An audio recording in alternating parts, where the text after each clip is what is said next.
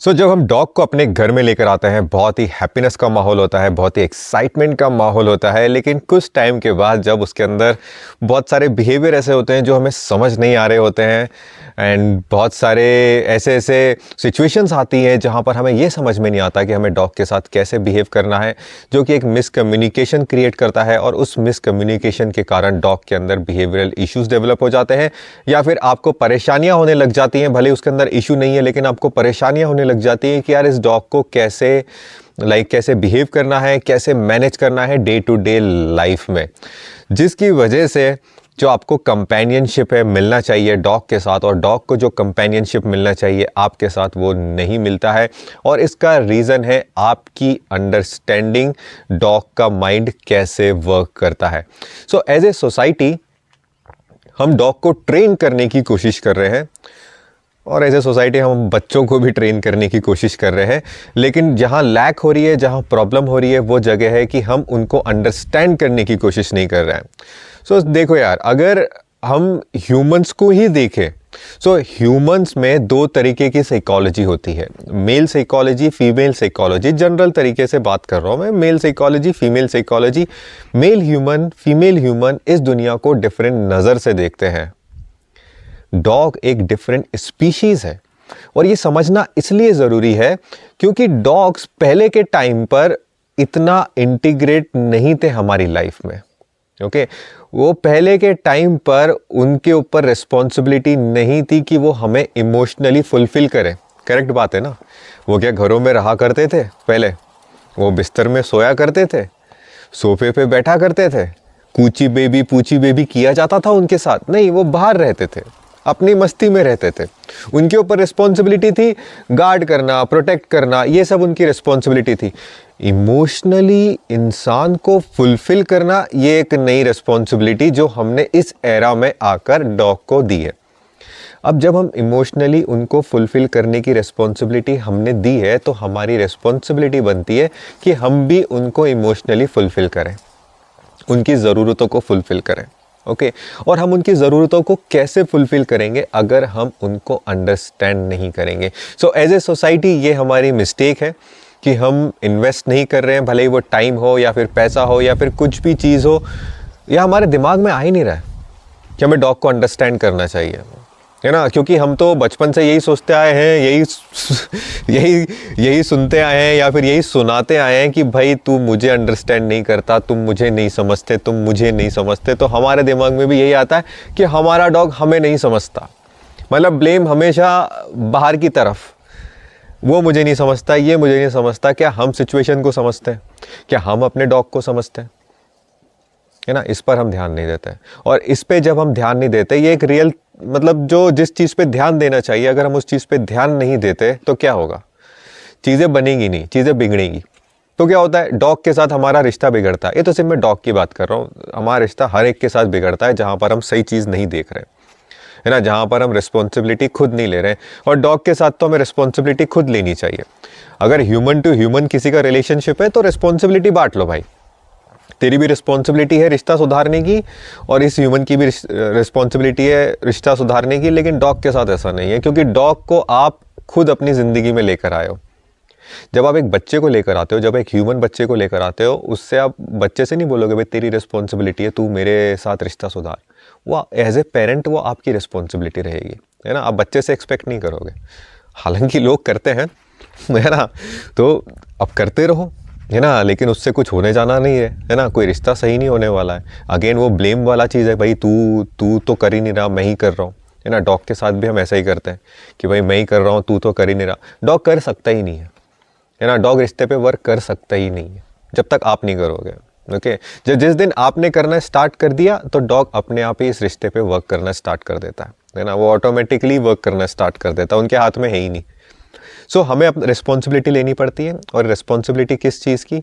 Dog को understand करने की। इस चैनल के माध्यम से, ये जो हम यूट्यूब पे अपलोड कर रहे हैं या फिर हम पॉडकास्ट डाल रहे हैं, इसके माध्यम से मैं आपके साथ शेयर करता रहूँगा डॉग साइकोलॉजी के बारे में। और ये लाइफ लॉन्ग जर्नी है, मैं भी अभी भी सीख रहा हूँ।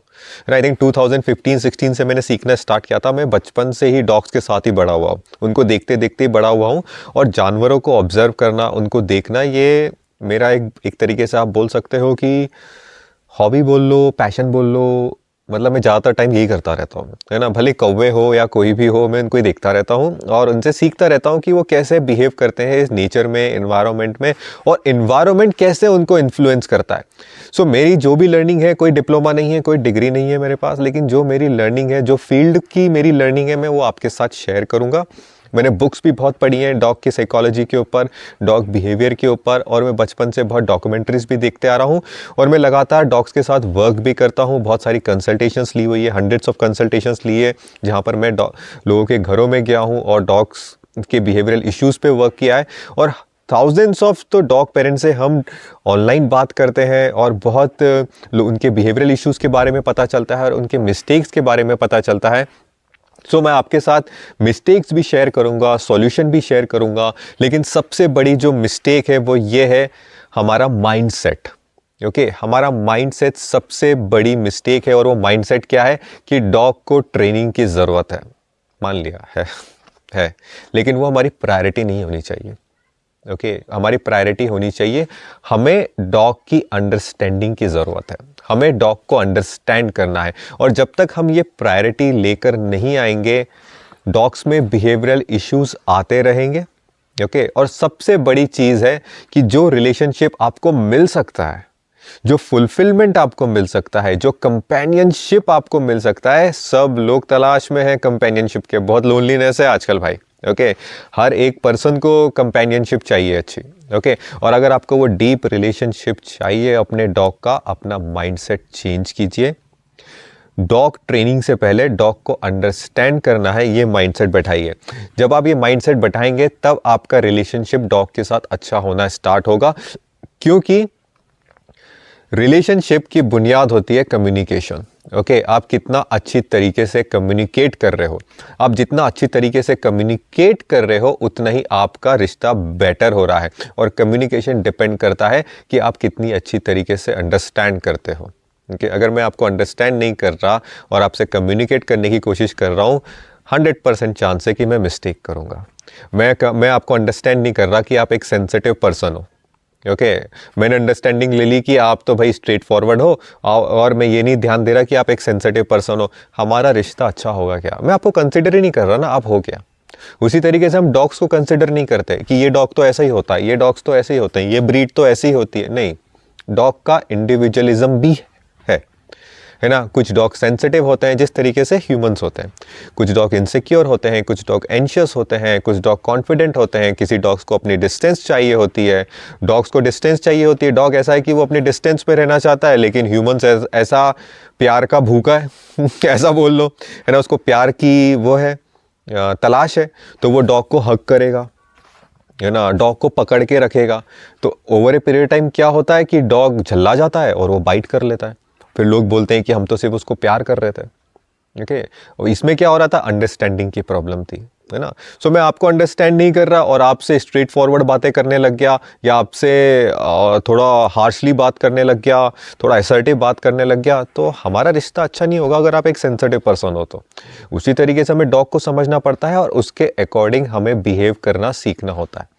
ओके, तब हमारा दिमाग चेंज होता है कि अब हम खुद के लिए नहीं जी रहे, अगर हम किसी से रिश्ता बनाना चाहते हैं तो हम पहले उसको समझेंगे, उसके हिसाब से हम अपने आप को ढालेंगे एंड देन फिर उससे कम्युनिकेट करेंगे। सो फिर आप ह्यूमंस के साथ भी ऐसा करने लग जाते हैं और आपके ह्यूमंस के साथ भी आपके रिश्ते बेटर हो गए, कम से कम मेरे बेटर हो गए।